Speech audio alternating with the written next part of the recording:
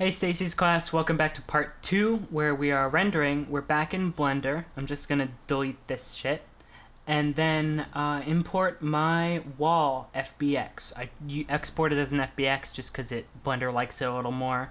It's a little bit less of a hassle, but it does always come out super small, so you gotta size it up. I'm gonna align it and I'm going to put a plane underneath it so that it just cast a shadow on something. It'll make it that much more grounded. Now, I don't actually know a whole lot about Blender. I have no idea how to model in it. So what I'm going to do is I'm going to direct you all to Noah for questions because he's a lot better about it than I am. He's going to be pissed about it, but I don't know, that's what he gets for being good at Blender. You can see I'm not even quite sure how to deselect something after I've selected it, so I've got to select it all individually.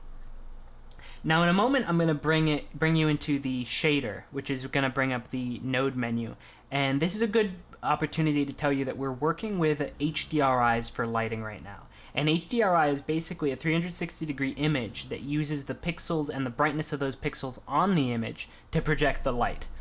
It's a really great way of getting great realistic light really easily, and you can do it in Blender using something called the node wrangler in the shader node editor. You'll see me do that in a moment. Right here. There's the node editor down there. And I learned how to do this from the guys at Flipped Normals. They have a really amazing tutorial I'll link in the description. They explain it way more in depth than I do. I go to World right there. I click on the background. And I hit Control T to do that, to bring up this node wrangler little HDRI editor.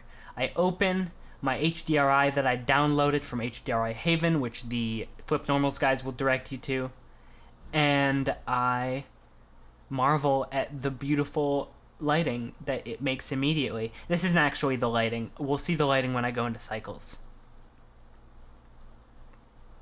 You can adjust the strength by adjusting the strength number down there in the background node, and you can adjust the mapping in the mapping node using you can adjust the rotation, you can adjust the location, you can adjust the scale, although I don't actually know if the scale matters. But in just a moment I'm going to go into texturing. The texturing is going to be really basic. I'm only going to do a little bit, and that's because texturing in Blender is kind of a nightmare and I don't totally know how it works. I'm going to add a texture there. But then it's not gonna show up. Turns out you gotta delete that Lambert that it comes with, and to do that you gotta go up top. You gotta go into the Blender file editor under that little button and delete that Lambert, and then it still won't show up. You then have to adjust the text, create a new material on the texture that it gave you, just like that. So I'm gonna grab the base color, I'm gonna make it kind of woody.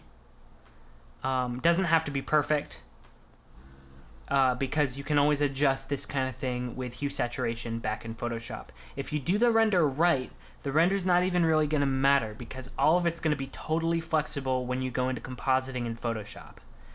So this is a little red, but like totally fine. I'm also going to mess with a couple of other sliders down there. Bring the specular down, bring the roughness up. That's just going to make it a little more matte, a little less shiny. I'm going to do the opposite right now with the metal. I only really know how to use these because these are basically straight out of Substance Painter. Yeah, you bring the metallic up, bring the specular up, bring the roughness down. It's going to make it nice and shiny. You can see the light bouncing off those bevels I added last time. Yeah, just like that.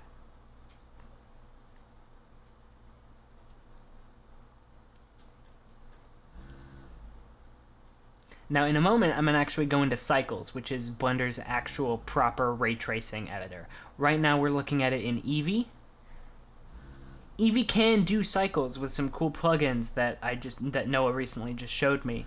But it's a little, I don't know, it's experimental. I haven't tried it yet, so we're doing this. And we're doing this because, for the same reason we're using HDRIs, because I'm trying to basically emulate my process from Keyshot. I originally did the first tutorial in Keyshot, but Stacy asked me to use something else because not everyone has access to Keyshot because it's super expensive. So here we are in Blender. You can do basically the same stuff, just not quite as well, and it's just a little bit more work. Now here I'm going to just take out a couple of passes. Oh, first I'm going to turn off the background. You can do that under Film, and then you just click Transparent. But I'm going to take out a couple of different passes because I use all these passes when I'm compositing back in Photoshop. Take the AO, the ambient occlusion. It's basically the occlusion shadows. And I'm going to take direct diffuse. Now, there are better ways to get a direct light filter into Photoshop in black and white, but this is the best way that I've found when you're using an HDRI. I tried to render it just then, but I didn't have a camera. So I'm going to go to Add. I'm going to add a camera. It's down there. There. And then I'm going to go back to regular workbench. I'm going to look through the camera, and then I'm going to lock the camera to my viewer so that I can maneuver it just like I would if I was aiming the camera in Maya. Although different, because Blender's maneuvering works different than Maya's.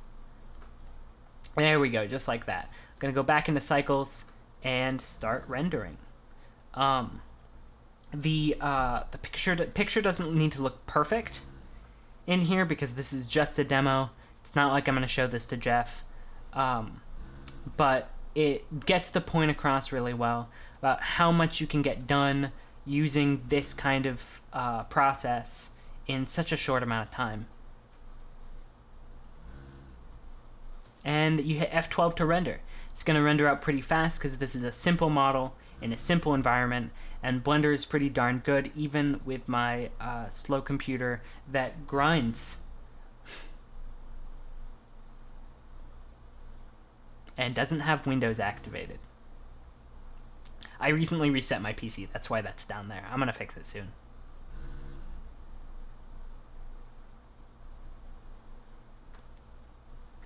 So you can see my render out, it's lit nicely, but it still looks very fake.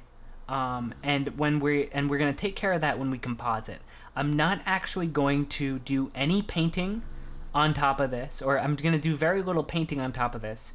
None of you need me to tell you how to paint, but I am gonna show you some texture work. I'm gonna show you how to use those passes we just took out, and I'm gonna show you basically how to use this to get started.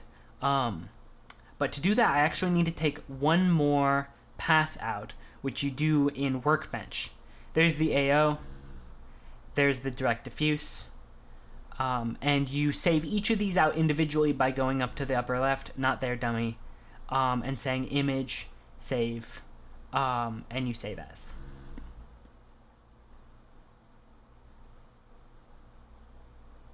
So here is me back in Blender. I'm going to go back and switch from cycles over to Workbench, which is what you see when you're modeling. Hit flat, say color random, and I'm going to go down there and hit use curves and just amp up the saturation, amp up the contrast. And this is basically me taking out an ID pass or a clown pass. Ooh, way too much. And I'm going to use this to differentiate the background from the Workbench renders immediately. But I'm going to use that to differentiate the background from the foreground from the wall. Here's me starting over again. You don't need to watch all this again. I'll see you in part 3.